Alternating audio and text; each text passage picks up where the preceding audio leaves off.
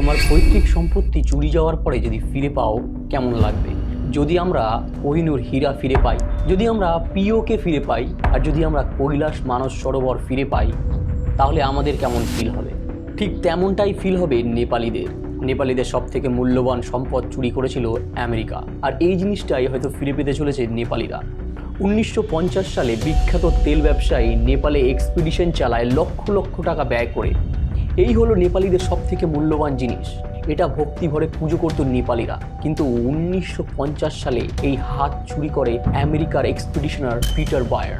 আর এই চুরি যাওয়ার ঘটনা কোনো মানি হাইস্টের থেকে কম যায় না। 1950 সালে টম স্লিক পিটার বায়ার নামক একজন এক্সপিডিশনারকে নেপালে পাঠায় প্যাংবোচে মোনাস্ট্রিতে রাখা ছিল ইয়েতির হাত। আর এই ইয়েতির হাতই দরকার ছিল ডিএনএ টেস্টের জন্য, যাতে কিনা জানা যায় ইয়েতি আছে কিনা। প্যাংবোচে মোনাস্ট্রির লামারা প্রথমে রাজি হয়নি পিটার বায়ারকে কোনো স্যাম্পেল ডিএনএ টেস্ট করার জন্য দিতে।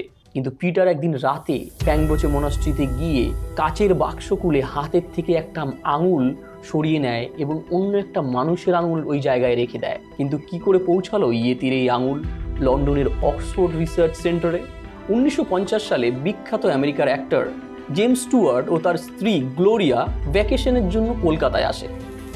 এই সময় পিটার বায়ার তাদের সাথে কথা বলে এবং বলে যে তারা একটা ইয়েতির আঙুল পেয়েছে, সেটাকে লন্ডনে নিয়ে যেতে হবে।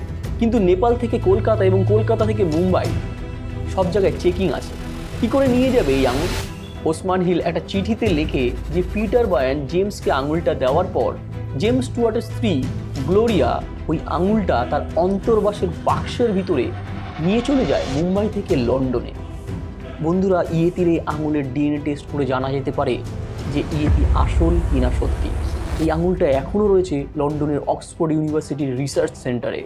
রিসেন্টলি নেপালিরা জানতে পারে নিউজিল্যান্ডের একটা আর্টিফ্যাক্ট কোম্পানি সেম রেপ্লিকা বানাচ্ছে ইয়েতির হাতের মতো, এবং সেটা তারা দিতে চায় নেপালের Pangboche মনাস্ট্রিতে। I'm a world explorer, and my next adventure is a bit of a personal journey. It's a journey to return the hand.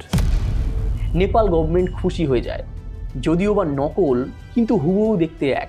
কিন্তু এর মধ্যেই কথা চলছে লন্ডন থেকে ফিরিয়ে দেওয়া হতে পারে প্যাংবোচে মনাস্ট্রির ওই আসল আঙুলটা। অরিজিনাল না হোক, তবু রেপ্লিকা পেয়ে খুশি নেপালিরা। বন্ধুরা, রিসেন্টলি আমি শুনছিলাম লন্ডন নাকি বলেছে যে ভারতকে ফিরিয়ে দেওয়া হবে কোহিনূর। তোমাদের কি মনে হয়, এখন কি কোহিনূরের দরকার আছে? আর ভারতীয় হিসাবে কোহিনূর ফিরে পেলে তোমার কিরকম ফিলিং হবে? কমেন্টে জানাও।